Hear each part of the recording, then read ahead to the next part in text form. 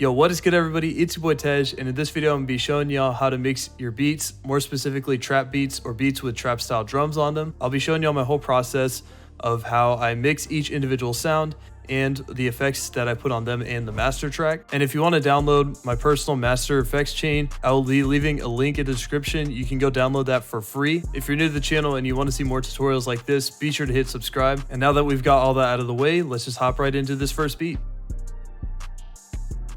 Here's the first beat we got. I'm just gonna show like a quick preview of like the sample and how the drums come in.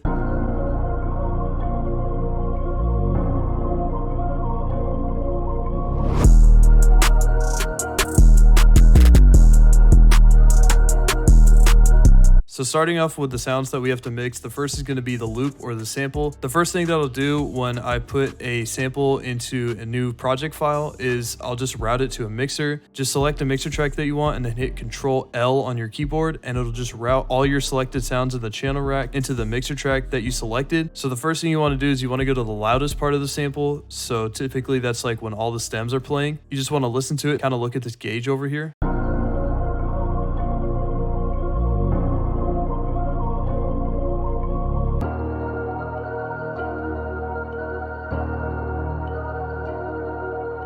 So what you may have noticed is that the peak of the sample when our sub bass was in are between -15 and like -9 dB. Typically I'll try to sit it in like the -12, -9 dB range. When all the other stems are playing and the bass is not engaged, it usually sits somewhere between -18 and -12 dB. And this isn't really absolute. You don't have to keep it in those ranges. For me, that's just a good baseline that I use to kind of gauge how loud this is going to be compared to all the other drum sounds. Now that we've kind of established our baseline level, I just want to go and discuss my strategy on figuring out how loud each drum sound has to be. There isn't necessarily a rigid range that you should shoot for every single time. However, there are certain sounds that are typically louder than others. So usually your 808s and kicks will be the loudest sounds. Then it'll be your claps and your snares. Next, it'll be your hi-hats. And then below that, it'll be open hats and perks. At least personally, that's just the order that I run it in. Again, that's not absolute. You can have certain sounds be louder than others. But for the sake of demonstration, that's kind of what I'm going for. And there's a couple different routes that you could go about this.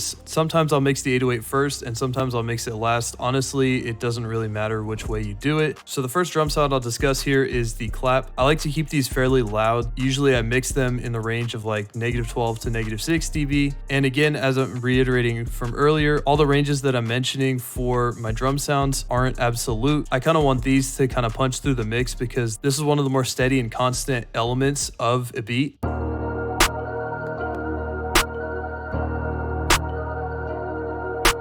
Next, we'll go into the hi-hats. For these, honestly, there isn't really too rigid of a range that I've fallen. If I had to guess, it'd probably be somewhere in between the -15 and -9 range. I personally like my hi-hats to be a little louder, and for me personally, I like panning them a little bit to the left.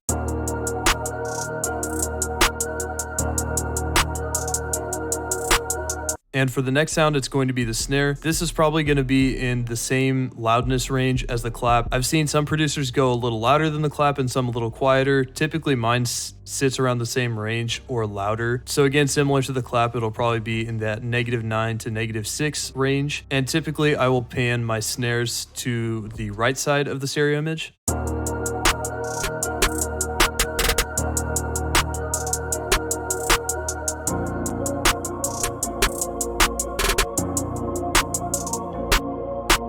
Moving forward, the next sound we got is the open hat. This beat has a kind of different open hat because it's mainly accenting the 808. The range on this one usually kind of varies. I'd say it could be really anywhere from like -24 to like -15. It's a super wide range, and it really just comes down to how loud the other sounds are in your beat and how many other sounds you have. Typically, these are panned more to the left or more to the right. Honestly, again, it just comes down to personal preference. And the next sound we have is a perk or a rim. Typically these get mixed fairly similarly for me. And similar to the open hat, the panning doesn't really matter all that much. You could just pan it whichever direction you like. The loudness also has a pretty wide range. For my beats, it usually sits in like the -24 to -15 range.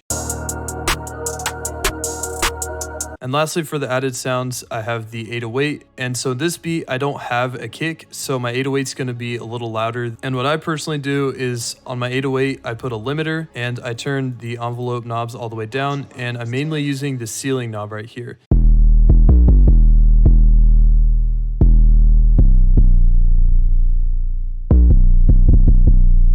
So as you can see here in the limiter roll, there's a few of these 808s that have this like loud percussive peak, and I don't want that to be in my mix because it's just going to make it unnecessarily clip. So what I end up doing is I just take this ceiling and I just move it down to the point where it's just the typical height of like these normal 808 peaks, just so these little spikes get reduced and get kind of normalized with the rest of it.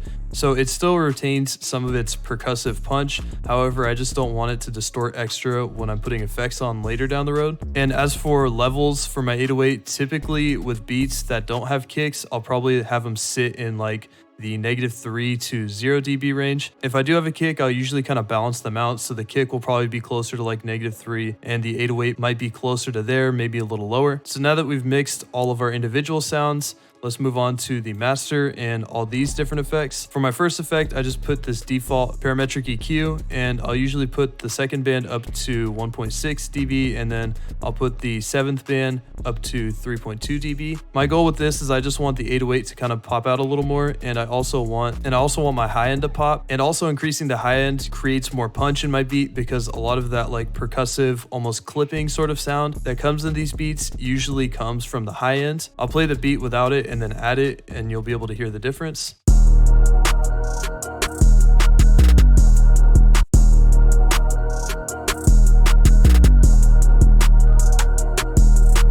Alright, so for my next effect in the master chain, I usually put on a soft clipper. Usually it'll look something like this, but what I do is I kind of pull the threshold into this area right here, and then I just adjust the post accordingly so that on the master it kind of peaks just below 0 dB. And this just makes the 808 hit a little harder, and it kind of clips, it kind of prevents it from peaking way too loud, and overall just makes the 808 and the low end sound a heck of a lot better.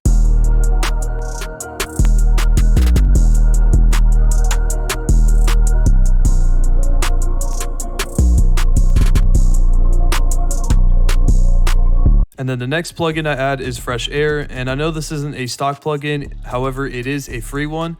And usually what I'll do is I'll just kind of adjust this high air knob a little bit and then mid air just a little bit. Some of those high mids and a little bit of the high end gets drowned out with some of the 808 and stuff like that. This just kind of touches up the high end and make it sound a little better.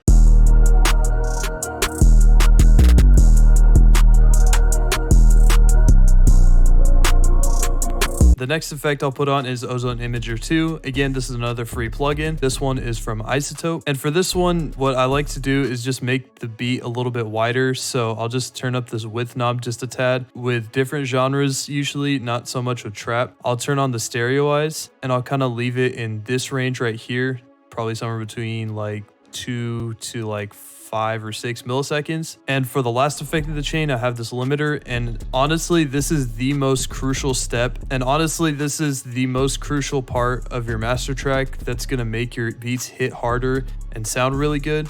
And what I'll do is I'll open up a default for delimiter, I'll take all these envelope knobs and just put them all to 0, and then keep the ceiling, the gain the same, and I'll adjust this saturation knob so that the 808s in the beat hit harder.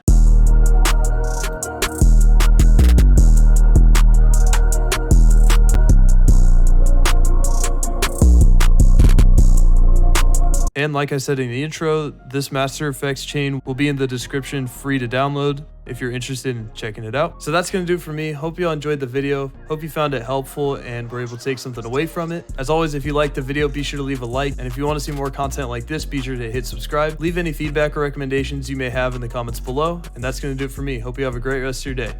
Peace.